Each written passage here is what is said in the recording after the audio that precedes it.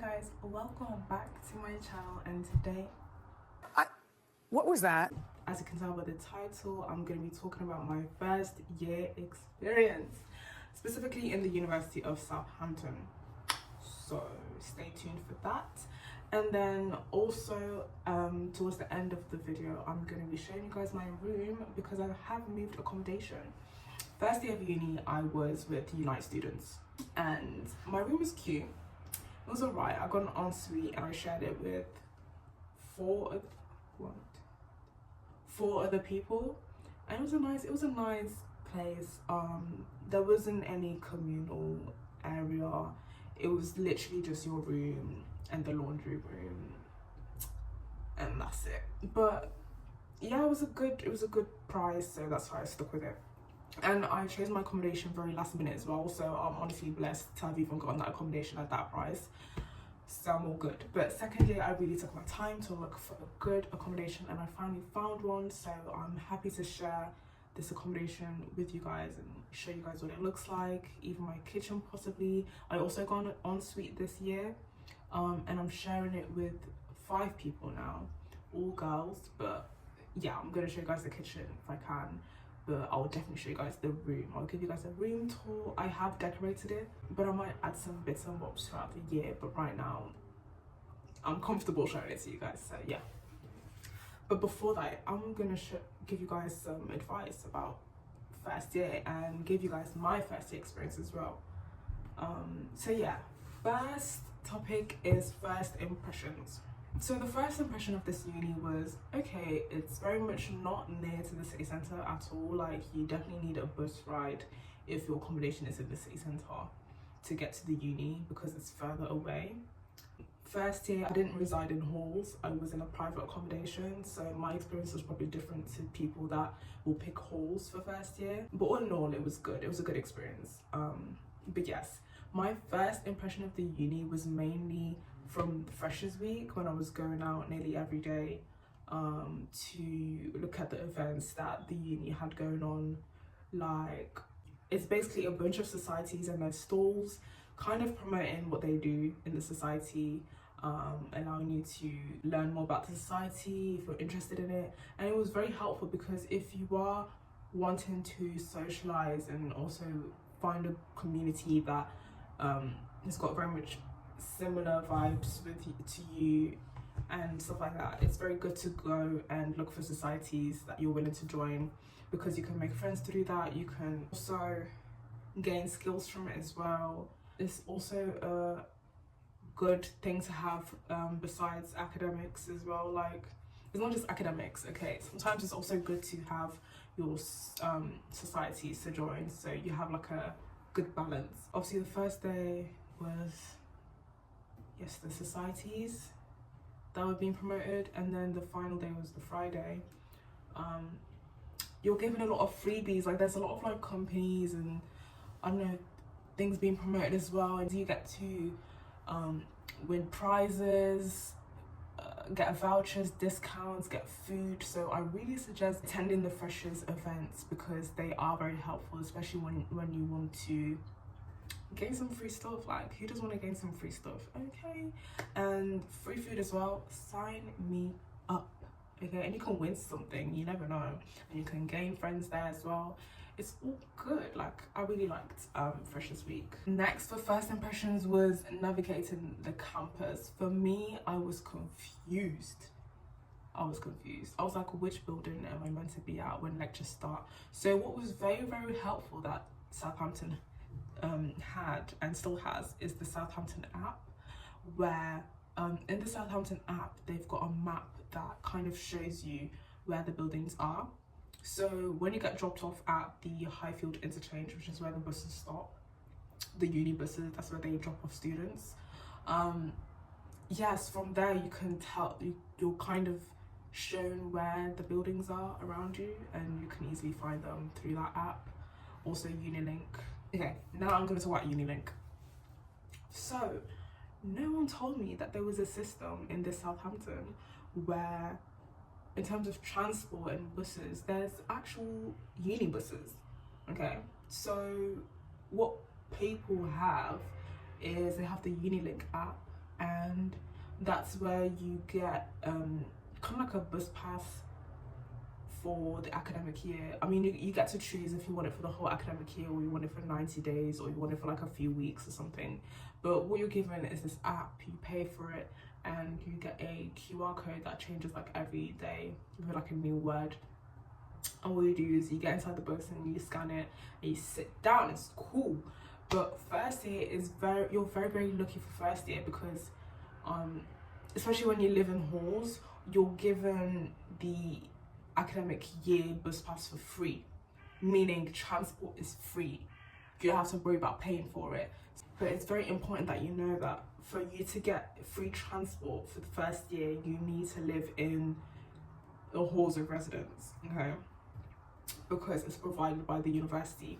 Whereas if you live in a private accommodation, like around the city centre, you probably have to pay for your transport for the Unilink, which is like roughly 300 and something pounds. Yeah, it's a lot, but hey, it's for the whole academic year. I'd rather that than have to worry about paying for it every single day when I get on the bus to get to uni. Like, let me just buy it once and then not have to worry about it, and all I have to do is scan this QR code and sit my butt down onto that bus. Okay, let me have to worry about it. But yes, that's the one thing that I did not know before going to this uni, is that they had this bus system called a Unilink. So really get to know, okay? When you're thinking about like moving, like when you're looking at accommodation, think about the fact that if you get halls of residence, you get Unilink first year for free. But if you go private accommodation, you have to pay. Next is academic life. For me, as soon as lectures started, I was quick with asking questions. Actually, before lectures start, you do attend the meetings with your tutor, because what the uni does is they put you in tutor groups, and the tutor's normally a lecturer of like a module. So it's good because they help you throughout first year as well with your assignments that you'll be given. And the first meeting that you have is with your tutor and your parents, and parents are basically students from above years that also want to give advice and help us answer questions that you have. So for me as a second year student, I signed up as a parent, so I had a meeting with first year students and I basically gave them my advice, gave them tips and answered questions that they had. For me, as soon as like things got overwhelming and I was confused, here I was with my laptop. I like this. So how do I like, I was serious with it. So yeah, it's very useful to ask not just your tutors, also above years. Like it's good to make friends with second year students, third year students, fourth year students, so that you know you're able to, because like nothing really changes in terms of how they teach between those years, because it's only been 1 year or 2 years or 3 years, so they very much have the first experience branded in their brains, so they will very much be able to help you. Next is time management challenges. So I say for the first few weeks, always prepare your journey, because you could underestimate how long it would take for you to get from your accommodation to your uni, so always prepare it.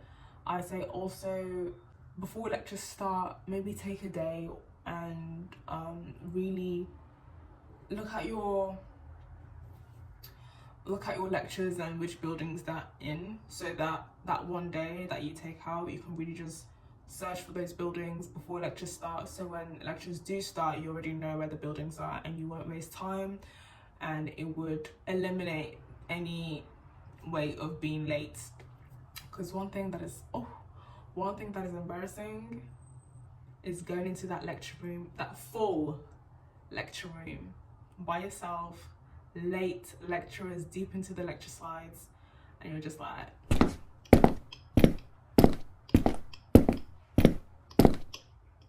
trying to find a seat as well, because them lectures be packed. At least mine was. Like, it's a struggle to find a seat when you're late. Also, my advice is when you are given assignments, do them straight away, because the worst thing is realizing that the deadline is literally the next morning and you have to stay up all night trying to complete it. It's the worst thing. It's the worst thing. The headache, oh my goodness, the headache. Like, what I really advise you to do is when you get the assignment, on that day, if you don't want to do 100% of it, at least do 50%, so that, or maybe even like 75%, so that the remaining 25 or 50% can be like spread out for the next few days, and it won't be as daunting and overwhelming. You save yourself from a lot of stress, anxiety, pressure and headache. Yeah, you save yourself. So really, I advise you to do the assignments straight away. And like I said, if you are struggling, if you do need help with the assignments, you can always email the lecturers and coordinators, and even the years above you. Like if you have friends from 2nd, 3rd year, 4th year, you can ask them as well, because they've literally been through the same thing you have, so they should be able to help you. Okay, next is social life. It's very easy to make friends, especially when you join societies, because not only is it easy to make friends because you're going to be surrounded by people, but it's also you're forming friends from like a base of, I don't know, similarity. Already have a similarity. You guys already have one thing in common, and it's that society. So from there you can make more and more friends. So social life as well. I'm going to talk about my experience in this accommodation, because that's also social, especially when you're sharing a flat with people. My first year I had to share the flat with 4 people. So we shared a kitchen and we all had our own bathrooms. My first year I was with Unite students, Mercury Point specifically, and Unite students, Mercury Point, I'd say it's a good accommodation. Like, it provides you with everything you need. You've got your room, you've got the laundry room, you've got reception, you've got your bathroom, your kitchen, all good, but that's about it. They don't have any communal areas, study spaces, none of that. It's just your room, and that's it really. For me, it was fine at the time, because I did look for accommodation very much last minute, so I was really blessed to even find one to begin with. So United Students was good for me in first year, but I really made sure during the summer holidays to look for a better accommodation and at a cheaper price as well, and I did find one. So I'll be showing you guys at the end, like near the end of the video. I'll show you guys my room. I'll give you guys like a mini room tour. Okay, and this year I'm sharing it with 5 people. Yeah, I'm sharing my accommodation. I'm sharing this flat with 5 people, 5 girls. But this accommodation is better. Let me just talk about it towards the end, okay? Okay, let's move on. Now I'm going to be talking about exploring the city itself. Favorite spots in the city for me specifically is Westquay, the city centre, the mall, basically. The mall is called Westquay. And there's a lot of shops there, like a lot of big shops as well, like John Lewis, Zara, Quiz. There's like good brands there. So yeah, I really just like going to Westquay, looking around, shopping and stuff like that. Also Ocean Village, which is where the yachts are, and like I would say it's kind of like the posh side of Southampton, where the yachts are, and it's like a good scenery for when you want to sit down there. There's benches there, so you can just sit down, eat and stuff like that, and just look around, and yeah, it's a good scenery. And there's a park near here as well. Portsmouth, there's also a lot of shops there as well for you to shop at. Also, there's obviously nightlife here, but I don't really know much about it because I don't really party. I don't go to parties, I don't go to clubs. But from what I've heard, it is nice, and it really is how you make it as well. Like if you've got a good group of friends that are really fun to hang around with, anywhere you go, going to any club will really be an experience in itself. So nightlife shouldn't be a problem here, it's fine. Now I'm going to talk about the kind of overlooked part of uni, which is the challenges and the growth. So first I'm going to talk about homesickness. Yes, you know, when you make friends, when you fill your time, when you get to implement things that you really enjoy, you won't feel that homesickness, and you actually grow to enjoy having a place of your own for some time. And obviously during the holidays for us are very long, so you will always have time to go back to your parents' house and, you know, have a long time with them before you go back to uni. So homesickness wasn't really a problem for me. Independence though, it's crazy because the independence, oh my goodness, having to cook for yourself, having to look after yourself, clean up after yourself. I'm glad I was home trained very well, so I do clean up after myself.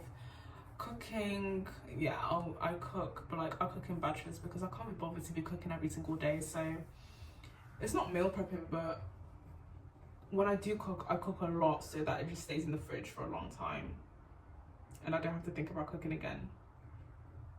So yeah. Academic pressures.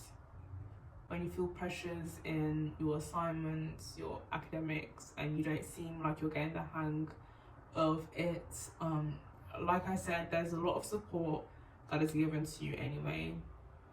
They're very big on mental health, so I would say always reach out and find support, and you're guaranteed to get someone, okay, to really help you with what you're going through, because you're not alone with this. A lot of people are in the same position as you.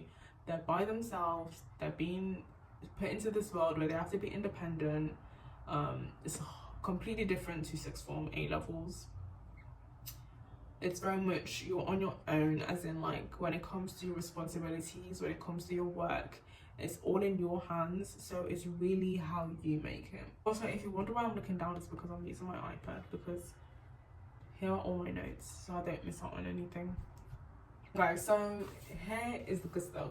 The key things that I learned and my personal growth from first year was, first, like I mentioned, the independence. Like, it was a big thing, having to cook for myself, having to really prioritize the tasks that I had and really focus on time management and, you know, taking care of myself and cleaning up after myself, cooking and stuff like that. All of that was very much in, and also like budgeting and financial stuff as well. It's all up to you, it's all you. That independence is a big thing, okay?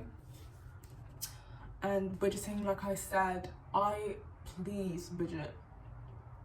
Please don't be like those people that go into overdraft like crazy. Don't be like those people that as soon as their maintenance loan hits their account, that they're spending it on designers, on like useless things. Like, okay, your designer bag looks good, okay, your designer coat looks good, but what did you gain from that? What did you gain from that? Are you happy now? Are you genuinely happy now? I didn't think so, because now you have to worry about overdraft. Now you have to worry about paying it back, and that's just long. So really be careful with how you spend that maintenance loan, and really make sure that you're not susceptible to getting in trouble about like paying your rent and stuff like that. Make sure you have the funds for that. And then again, time management I talked about, and discipline. Discipline is so important. Even my mom keeps on bringing it up. Discipline is the way. Motivation, scrap that, because motivation comes and goes. It's not specifically there all the time. But discipline, if you grow discipline and it stays, you can be whatever you want to be, honey. Whatever you put your mind to, you will be that. With discipline, oh my goodness, no one can tell you anything. No one can tell you anything. Okay, next is memorable moments. So for me, as soon as elections really started, I started to really notice how many people were in my course. Like, there were a lot of people.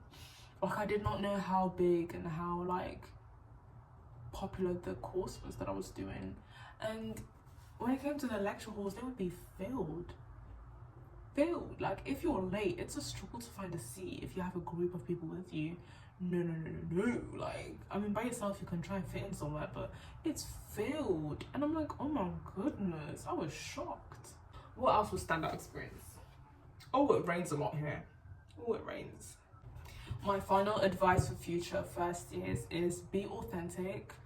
I get it, you're leaving your hometown and you're going to a different, well, most people, they leave their hometown and they go to a completely different city, completely different environment, and they think that they have to completely change themselves to fit in, to make friends. But really and truly, your authentic self will seep through anyway as months go by. So there's no point in trying to become a completely different person in like a negative way. Like, it's okay if you want to rebrand and like be a better version of yourself, but having to completely create a whole different persona that is not you, it's not authentic to you, waste of time.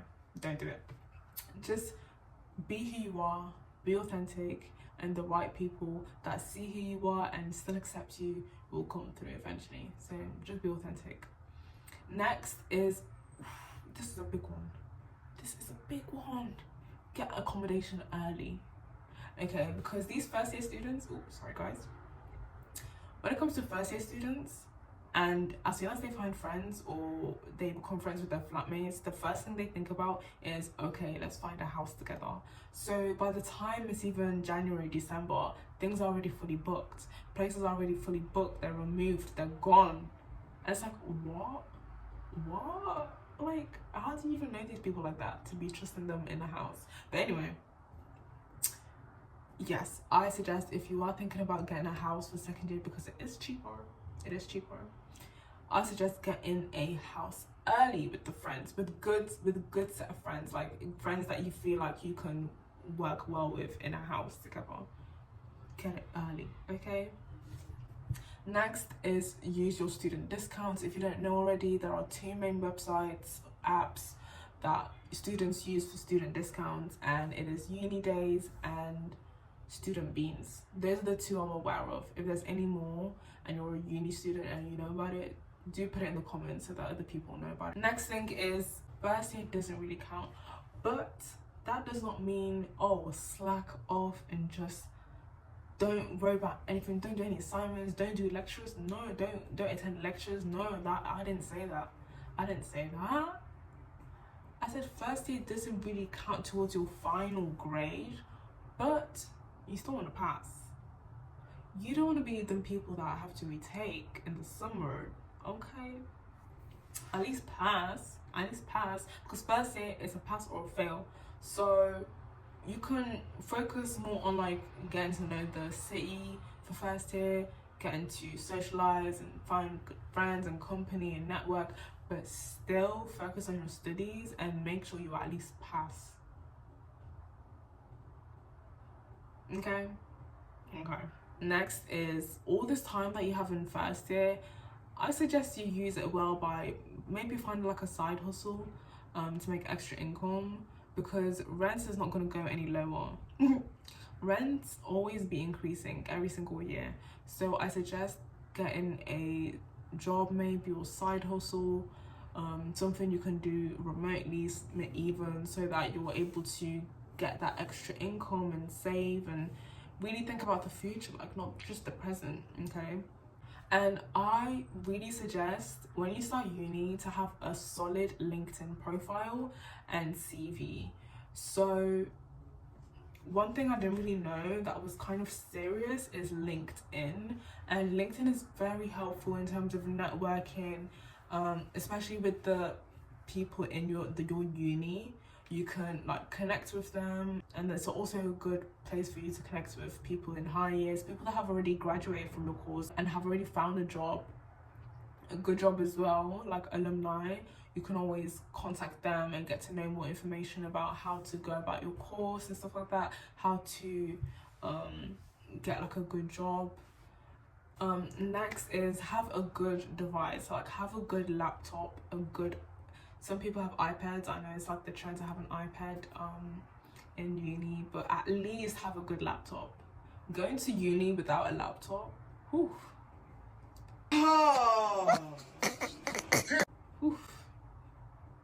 With all these assignments and reports and write-ups. I mean, even Southampton is very nice with the provision of laptops, because they do provide laptops in the library, but I don't know about being able to bring it to your accommodation. I don't know about that yet.